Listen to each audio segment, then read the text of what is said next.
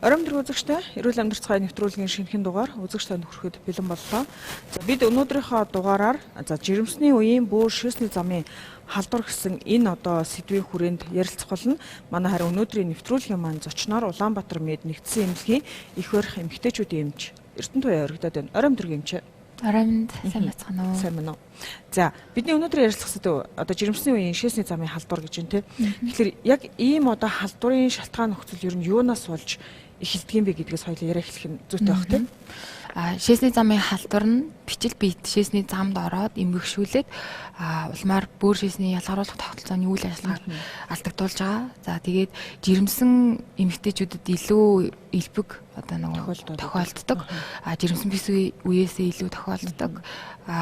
Яг энэ үед нь ер нь бол жирэмсэн эмэгтэйчүүдийг тоохгүй ингээд халдварыг хөндрүүлж болохгүй гэсэн үг. Хэрвээ халдвар хөндрөх юм бол ургийн өсөлт саадах ч юм уу дотоод төрөх эрсдэлтэй байдаг. Одоо жирэмсэн учраас ураг тээж байгаа учраас эмэгтэйчүүдийн бие илүү эмзэг үе дээр очсон учраас энэ илүү эрсдэлтэй болчиход байна уу? Яг тэр шалтгаан л байгаа юм уу тий? Ер нь бол жирэмсэн хүний физиологи гэж байгаа.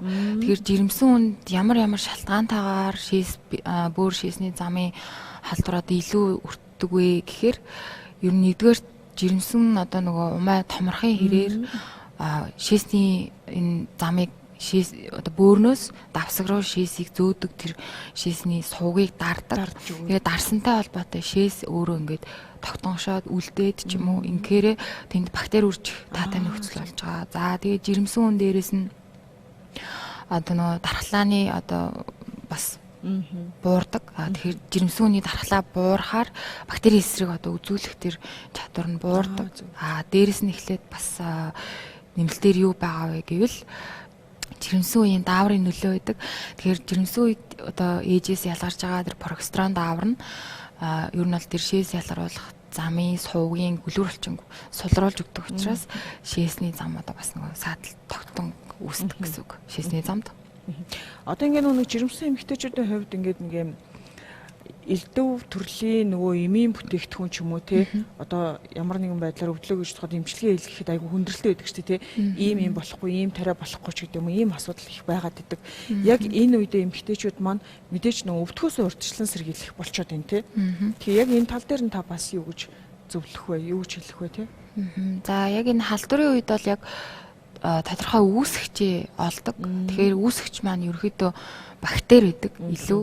Тэгээ бактери дундаа бол яг баасны сахунцар ч юм уу, ийм эшерхоколи, клипсил ч юм уу ийм нянгуудаар үүсгэгддэг учраас нянгийн эсрэг бэлтгэл хэрэгэлдэг. За нянгийн эсрэг бэлтгэлээ бас адилхан яг бактериологийн шинжилгээнд үндэслээд эмч зөвлөнө.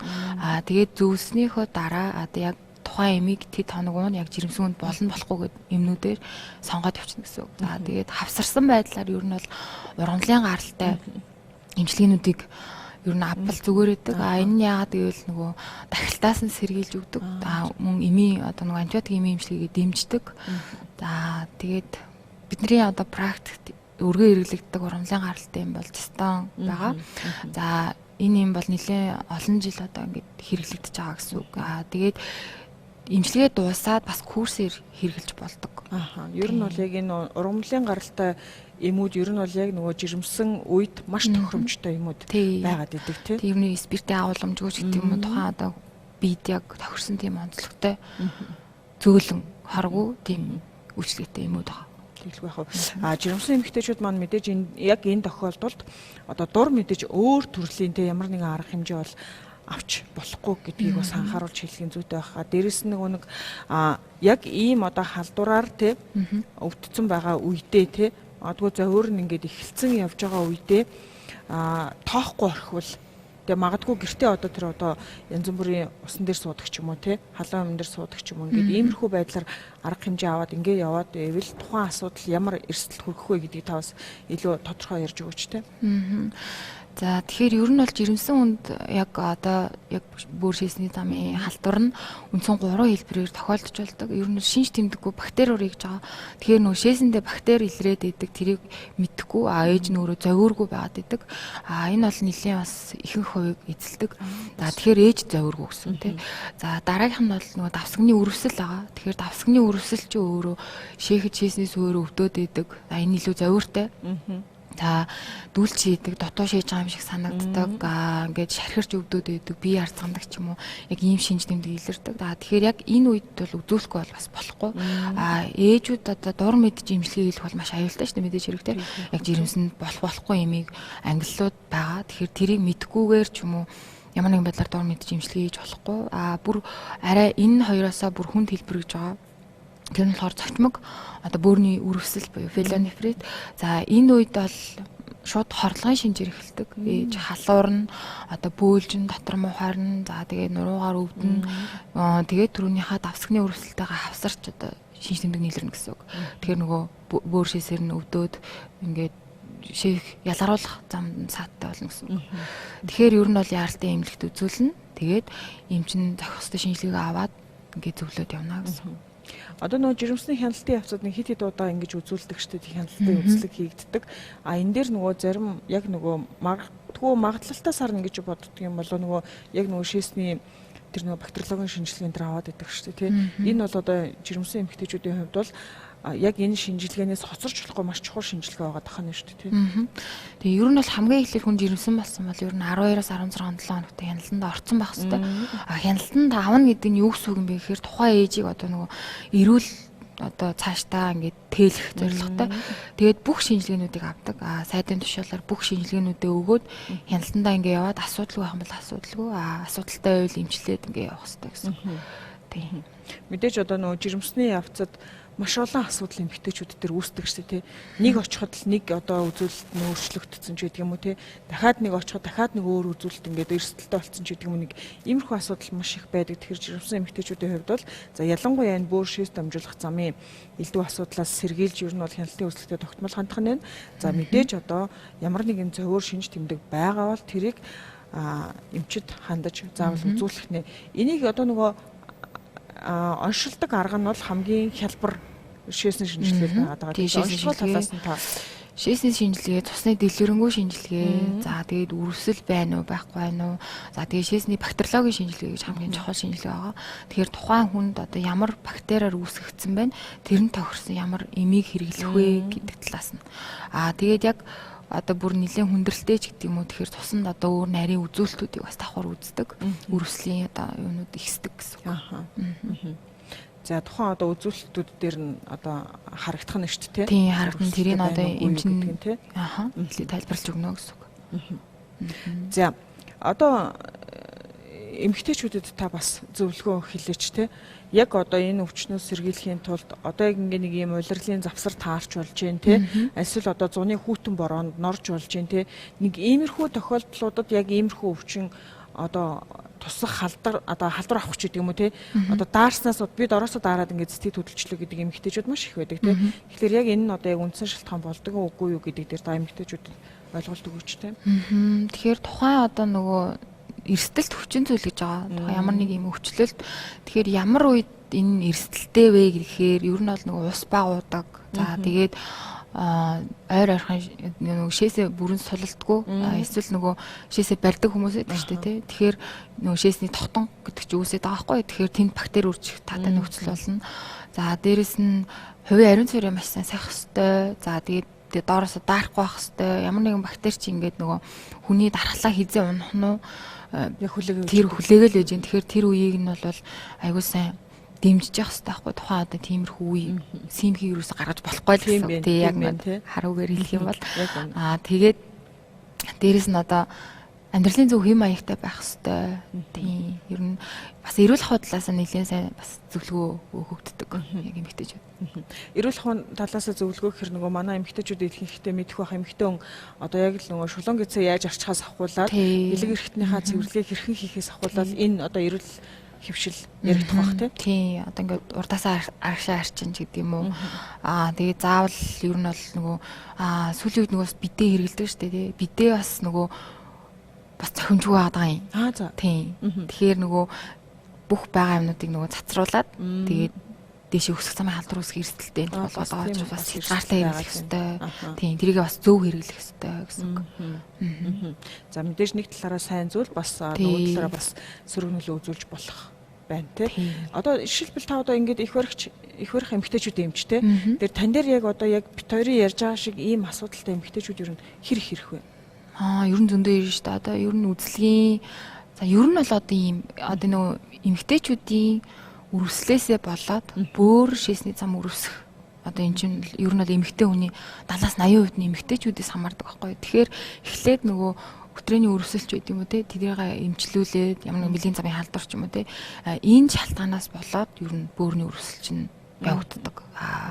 Шууд замаар нөгөө одоо баасны савханцарч гэдэг юм уу тэр шууд шээсний сүр рүү орох энэ тохиолдол бас бага байдаг байхгүй юу. Тэр болохоор нөгөө ариун цэвэр талаасаа хувийн одоо юутайгаа холбоотой болж тэр хувь харьцангуй бага. Тий, харьцангуй бага. Яг над дээр бол яг манай талын үрвсэл нь 2 дөгчөөр бөөрийн үрвсэл болж байгаа тохиолдол одоо үзүүлж байгаа орж ирж байгаа хүмүүсийн 70-80% нь л байдаг гэсэн үг өдөртөө. Тий. За баярлалаа юм чи. За танд өөр бас одоо нэмэх агуулга байна уу те би бас мэдэхгүй учраас асууж амжаагүй байж магадгүй те. Нэмж хэлэх зүйл нь бол яг эмэгтэйчүүд маань бол нэг 6 сар тутамдаа яг үзүүлж явах хэвээр эмэгтэйчүүд эмчд үзүүлж явах хэвээр. Тэгэхээр яа тэгэхээр нөгөө өтрээний орчинч өөр агааргүй байдаг учраас тэнд агааргүй бактерийн одоо нөгөө үржих таатай нөхцөл болж идэг. Тэгэхээр энэ одоо зүйлээс шалтгаалаад ер нь бол тогтмол үзүүлж явах хэвээр. Дээрэс нь одоо ингээд ийм зовиортой болоод ирэнгүүт нөгөө аптекаас ч юм уу тийм эмийн сангаас дур мэдээ эмчилгээ авах нь ер нь буруу. Заавал эмчд үзүүлж гараа. Ер нь бол тийм хүмүүс айгүй хэрдэг. Одоо би ингээд ийм лаа хийсэн чинь ингээд үйлчлэхгүй байх гэдэг юм уу. Тэгэхээр ер нь бол яг онцлогоо шинжилгээ эмчийг үзлэг хамгийн чухал гэдгийг хэлмээр байна да. Баярлалаа эмчээ. За баярлалаа. За өнөөдөр манай эрүүл амьдрах цааны нэвтрүүлэгт за жирэмсний үеийн бөөр шээс дамжуулах замын халдвар гэсэн одоо энэ сэдвээр бид бүхэн өнөөдөр ярилцлаа. Манай өнөөдрийн зочноор зочин эмчээр Улаанбаатар мед нэгдсэн эмнэлгийн их барих эмэгтэйчүүдийн эмч Эрдэнэ Туяа оролцлоо. Хэрэгтэй зөвлөгөө мэдээлгсэн эмч танд баярлалаа. За баярлалаа. За эрүүл амьдрах цааны нэвтрүүлэг үзэгч та бүхэнд нэвтрүүлгийнхаа эхний хэсгийг хүргэлээ. Үргэлжлүүлээд үзэгч та бүхэн за яг бидний өнөөдрийн ярьсан яг энэ жирэмсний үеийн шээс одоо энэ бөөр шээс дамжуулах замын халдвар гэсэн энэ сэдвийн хүрээнд бид нар одоо ямар одоо зөөлөн найрдахтай, ургамлын гаралтай одоо энэ бэлтгэлээр одоо ууж хэрэглэх боломжтой вэ? Ямар одоо бүтээгдэхүүн хэрэглэснээр бид энэ халдвараас сэргийлэх боломжтой байдаг вэ гэдгийг нэвтрүүлгийн дараагийн хэсгээс үзэж та бүхэн хөлөө авч үзээрэй.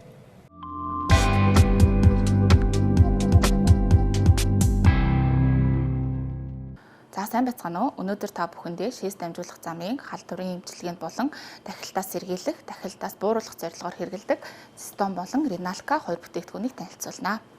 За цистон нь 5000 жилийн түүхтэй аюурведийн анагаах ухаанд суйрлан бүтээгдсэн 15 гаруй төрлийн эрдэс болон ургамлын нарийнтай бүтээгдэхүүн байгаа. За цистон эмийг болохоор шээс дамжуулах замын халдварын эмчилгээнд зам мөн дахилтаас сэргийлэх зорилгоор хэрэглэнэ. За риналка бүтээгдэхүүн нь болохоор мөн адилхан шээс дамжуулах замын үрвслийн үед шинж тэмдгийг намдаах зорилгоор хэрэглэдэг. За шээсний pH-ийг шүлтлэгжүүлж зовирыг намдаах зорилгоор хэрэглэдэг бүтээгдэхүүн байгаа юм аа. За цистон эм нь хэрхэн дахилтаас сэргийлдэг вэ гэвэл шээс дамжуулах замын халдварын гол үүсгдэг E. coli бактерийн гадаргуугийн задлж өгдөг. За мөн салтад бэхлэгдэх бэхлэгдэлтийн эсрэг нөлөө үзүүлнэ. За мөн шээс хөх үлдэлтэй учраас салтад бэхлэгдэж чадаагүй байгаа тэр бактерийг шээсээр урсгаж гадагшлуулдаг байна. За дахилтаас яг сэргийлж байгаа үйлдэл нь гэх юм бол за E. coli бактери маань эмчилгээ хийгээд ирэхээр гадуураа бүрхүүл үүсгээд давсагны одоо салт бүрхөвчөнд нуугдчихдаг гэсэн үг.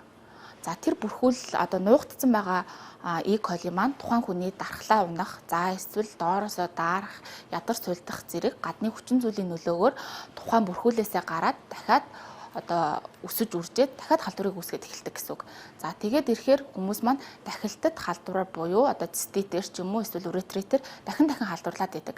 Тэр халдварын эсрэг нөлөө үзүүлэх үйлдэл нь гэхээр цистон эм нь тэр E. coli гэдэг бактерийн гадуур үүсгэсэн байгаа тэр бүрхүүлийг задлж өгдөг гэсэн үг. Тэгээд задлаад өгөхөөр одоо шээс дамжуулах замын дахилтад халдвараас сэргийлж өгнө.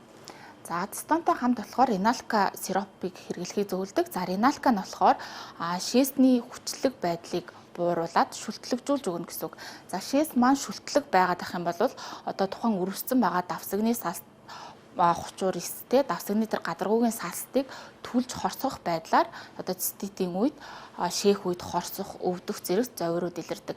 Тэгэхээр Риналка нь болохоор тухайн тэр шээсний хүчлэгийг бууруулад шүлтжүүлээд өгөхөөр шээх үед хорсох, өвдөх, за мөн одоо шээсний гарц багасах зэрэг зовируудыг намдааж өгнө. Мөн шээсөө хүлтэлтэй юм бүтээгдэхүүн байгаа. За цистон эмийг болохоор жирэмсэн болон хүүхдүүдэд хэрэглэж болно. За тэгээ яагаад тэгж хэрэглэдэг вэ гэхээр цистон эмийг үйлдвэрлэхдээ болохоор аюурведийн анагаах ухаанд суурлаад зөвхөн усны тусламжтайгаар үйлдвэрлэдэг. За усны тусламжтай үйлдвэрлээд ирэхээр тухайн эмийг хүүхэд болон жирэмсэн эмэгтэйчүүд хэрэглэх боломжтой. Зөвхөн эмийн маань идэвхтэй найрлага нь одоо илүү идэвхтэй найрлагаараа үйлдэл үзүүлдэг гэсэн үг. За тэгэхээр хүмүүсийн асуудыг нэг асуулт нь гэдэг бол цистон буюу одоо энэ ургамлын эм нь бусад ургамлын эмнүүдээс юугаараа даваа талтай вэ? За Монголд худалдаалагдж байгаа ихэнх одоо ургамлын эмнүүд нь үндсэн найрлага нь зөвхөн одоо 3-аас 4 төрлийн найрлагатай байдаг. Харин цистон эм нь болохоор 15 гаруй төрлийн эмийн ургамал болон эрцийн найрлагатай. За хоёрдугаарт гэх юм бол цистон эм маань өөрөө дангаараа клиникийн 80 гаруй судалгаагаар баталгаажсан үр дүнтэй бүтээгдэхүүн. За харин бусад бүтээгдэхүүнүүд дээр хийгдсэн судалгаа нь гэвэл нэг 19-оос 20 орчим тооны судалгаатай. За цистон эмийг хэрэглэхдээ 2 шигээр өдөрт 3 удаа курс эмчилгээ нь 3-аас 6 сарын турш хэрэглэнэ. За харин Риналка бүтээгдэхүүнийг 15 мг-аар өдөрт 3 удаа 5-аас 7 хоног буюу шинж тэмдэг арилтал хэрэглэнэ. За та цистон болон Риналка бүтээгдэхүүнийг агаар фарм болон бусад бүх эмийн сангуудаас худалдаа авах боломжтой.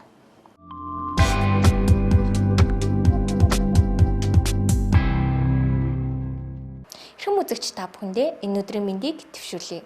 Витамины зөв хэрэглээ болонд тавтай морил. Өнөөдрийн ярилцах сэдэв жирэмсэн үеийн кальц, магний, витамин D3-ийн зөв хэрэглээ болон ач холбогдол. Олон хүмүүс энэ витаминыг хэрэглэх хэрэгтэй юу? Яг юунд ач холбогдолтой вэ? Хэрхэн уух вэ хэмээн асуудаг. Тэгвэл хэдүүлээ судалгаанд суурилсан хэд хэдэн мэдээллүүдийн талаар ярилцахад бэлэн болсон байна. За нэгдүгээр жирэмсэн үеийн кальц, магний, витамин D3-ийн ач холбогдол. За юуны дөрөнд кальцийн тухай хэдүүлээ ярилцъя. За кальц нь ургийн яс, шүд, одоо мэдрэл булчин зүрхний хэвийн үйл ажиллагаанд оролцдог. Хэрвээ жирэмсэн үед кальц дутагдвал ээжийн бие ургийн өсөлтийг дэмжихийн тулд өөрийн нөөцөөсөө ашиглаж эхэлдэг. За тийм ч учраас төрсний дараагаар ус унах, шүд сэрэгжих, мөн шүд хэд мэдрэг болох, яс сэрэгжих зэрэг шинж тэмдгүүд илэрдэг байна. За хоёрдугаарт витамин D3. За D3 нь кальцийг нарийн гидснээс шимэгдүүлэхэд тусалдаг буюу зохицуулагчийн үүрэг гүйцэтгэдэг витамин байна. За хэрвээ одоо витамин D3 дутагдах юм бол хичнээн кальц хэрэглэсэн ч гэсэн шимэгдэлт нь маш муу байдаг. За мөн витамин D3 нь тархлаа дэмжих үйлдэлтэй байдаг. За тийм ч учраас жирэмсний хугацаанд витамин D3-ыг хэрэглэснээр жирэмсэн ээжийн тархлааг дэмжиж халдвараас хамгаалж чаддаг байна. За мөн судалгаагаар витамин D3-ыг ургийн тархины үйл ажиллагаанд оролцдог хэмээн үздэг. Харин магнигийн хувьд магний нь бие махбодын 600 гаруй ферментийн үйл ажиллагаанд оролцдог эрдэс байдаг. За магний нь цусны даралт, цусан дахь сахар, жирэмсэн үеийн цусан дахь сахарын зохицуулалт, за мөн одоо булчингийн агшилт, судлалт, мэдрэлийн зохицуулалт, зүрхний үйл ажиллагаа зэрэгт оролцдог байна. За хоёрдугаарт жирэмсний үед кальц болон магний, витамин D3 дутагдах нь ямар эрсдэлтэй байдаг талаар ярилцъя. За Дэлхийн эрүүл мэндийн байгууллагын зөвлөмжөөр кальцийн хэрэглээ багтаа өдөр тутамдаа кальцийг бага авдаг ээжүүдэд 1.5-аас 2 г буюу 1500-аас 2000 мг кальцийг өдөр тутамдаа уулгах нь жирэмсний үеийн преэклампси хэмээх өвчнөөс үржилэн сэргийлж чаддгаа хэмээн тэмдэглэсэн байдаг. За преэклампси гэдэг нь одоо жирэмсэн үеийн цусны даралт ихсэх хам шинж гэж нэрлэгддэг. За энэ маань бол одоо цусны даралт 140-90-ээс ихсэх, за толгой гинт хүчтэй өвдөх, нүд бүрэлзэх, гялбах, хэвлийн дээд хэсгээр хатгаж өвдөх, хөл, гар, хавгнах зэрэг одоо шинж тэмдгүүд илэрдэг учраас одоо жирэмсэн үед аюултай байж болдог байна. Харин витамин D3 дутагдсанаар кальцийн шимэгдэлт шууд буурдаг. За тийм ч учраас ээжид одоо нуруу, аарцаг, хөл хэсгээр яс шархирж өвдөх, удаан зогсох, алхах үед өвдөлт нэмэгдэх, за мөн одоо шүрмэс татах зэрэг зовирууд ихсгээс гадна за урагт одоо төрөлхийн сүлдээ өвчин буюу архит үүсэх эрсдэлтэй байдаг. За мөн витамин D3 дутагдсанаар цусны даралт ихсэх хам шинж, чихрийн шижин болон дутуу төрөх эрсдэл нэмэгддэг болохыг Америкийн нэгдсэн улсын үндэсний эрүүл мэндийн хүрээлэн буюу National Institute of Health-с тэмдэглэсэн байдаг. Харин магнигийн хувьд магний нь булчин сулруулах үйлдэл үзүүлдэг учраас хэрвээ магний дутагдвал жирэмсний үе дээр булчин хит агших буюу тонус өгөх эрсдэлтэй байдаг. Мөн магнигийн дутагдлын үе дээр хит зочромтгой болох, нойр хүрэхгүй байх, ядралт нэмэгдэх зэрэг шинж тэмдгүүд илэрдэг байна. За дөрөвдүгээрт хэдүүлээ тунгийн талаар ярилцъя. За кальцийн хувьд бол жирэмсэн ээж 19-өөс 50 насны жирэмсэн ээж хоногт 1000 мг кальцийг хоол хүнс болон витаминаас нэмэлт витаминаас авах шаардлагатай гэж үздэг. Харин 14-өөс 18 насны жирэмсэн ээж хоногт 1300 мг кальцийг хоол хүнс болон жирэмсэн витаминаас авах шаардлагатай гэж үздэг. Харин D3-ийн хувьд хэрвээ D3 витамины дутагдал онцлогдоогүй тохиолдолд өдөр тутамдаа 15 микрограмм буюу 600 олон улсын нэгжээр ууж хэрэглэхийг зөвлөдөг. Харин D3 витамины дутагдал онцлогдсон тохиолдолд эмчийн зөвлөгөөгөөр тунг нь нэмэгдүүлж хэрэглэж болдог байна. Харин магнигийн хувьд 19-өөс 30 насны жирэмсэн эмэгтэйд 350 мг өдөр тутамдаа 19-өөс 30-аас 50 насны жирэмсэн эмэгтэйд 360 мг, 14-өөс 18 насны жирэмсэн эмэгтэйд 400 мг магнийг өдөр тутамдаа хоол хүнс болон нэмэлт витаминуудаас авах шаардлагатай хэмээн үздэг байна. За 5 дугаарт триместрийн хувьд авч үзэх юм бол 1-р триместрт ургийн өсөлт буюу ургийн эргэтэн тогтолцооны суурь тавигдаж эхэлдэг учраас энэ үед нь жирэмсний витамин уух болон хоол хүнснийхээ тэжээлэг чанарыг нь сайжруулж эхлэх хэрэгтэй. За мөн энэ үед витамин D3 болон кальц, магнигийн дутагдлыг үнэлэх хэрэгтэй байдаг. Харин 2 дугаар триместрийн хувьд ургийн ясны эрдэсжилт явагдаж эхэлдэг тул яг энэ үед нь кальцийн бэлтгэлийг нэмэлтээр зайлшгүй хэрэглэх шаардлагатай байдаг. Хэрвээ жирэмсэн ээж магадгүй кальцийн хэрэглээ бага байгаа тохиолдолд 1.5-аас 2 г кальцийг өдөр тутамдаа хэрэглэх нь преэклампси буюу цусны даралт ихсэх хам шинжийн эрсдлийг буруулж чаддаг болохыг судалгаагаар тогтоосон хэмээн би түрүүнд дурдсан байгаа. Харин 3 дугаар триместрийн хувьд ургийн өсөлт эрчимтэй явагдаж эхэлдэг тул энэ триместрт кальцийн нэмэгдлүүдийг өдөр тутамдаа зайлшгүй хэрэглэж авах хэрэгтэй. Харин сүүлийн саруудад нь бол яг тунгийн нэмэгдүүлэлт гэхээсээ илүүтэйгээр өдөр тутамдаа кальцийг тогтмол тунгаар бариад явах зочмыг баримталж ажиллана. Ирээдүйн гэрэл гэгээ болсон бяцхан үрсийг тээж буй жирэмсэн ээж танд эрүүлийн сайн сайхан бүхнийг хүсээд өнөөдрийн дугаараа өндөрлөе. Сүүлийн үед олон улсын ажиглалт судалгаагаар Монгол улсын насан туршидтын 7.3-аас 14% нь бөөрийн архаг дутагдaltaй болох нь тогтоогдсон. Энэ нь 160 мянгаас 315 мянган хүн Монгол улсад бөөрийн архаг дутагдaltaй байгааг илэрхийлж байна. Түүнчлэн бөөрийн архаг үрвслийн нийтлэг хэлбэр болох суганцар завсрын үрвсэл буюу пиелонефритийн улмаас сүүлийн 1 жилийн хугацаанд 230 мянга орчим хүн эмнэлгийн тусламж авсан нь энэхүү эмгэг бөөрийн өвчлөлийн ноцтой шалтгаануудын нэг гэдгийг харуулж байна. Шалтгаан ба статистик. Бөөрийн архаг дутагдал нь олон хүчин зүйлийн нөлөөгөөр үүсдэг. Тухайлбал чихрийн шижин, артерийн гипертензи, гломерулонефрит зэрэг суурь өвчнүүд нь бөөрийн архаг дутагдалд хүргэх өндөр эрсдэлтэй. Түүнчлэн бөөрийн архаг дутагдал үүсгэх голлох шалтгаануудын нэг болох суганцар завсрын үрвслийн 80-аас 90% нь E. coli нэнгийн халдвараас үүдэлтэй байдаг. E. coli-ийн эмгэг жам. E. coli шээс дамжуулах замын доод хэсгээс өсөх замаар бөөрийн твшин зэрт нэвтрэн халдварладаг. Нэвтрэн орсон E. coli нэн нь бөөрийн суганцрын эдисийг өрөвсүүлж, гэмтэн, эдийн сорвжилтыг бий болгодог.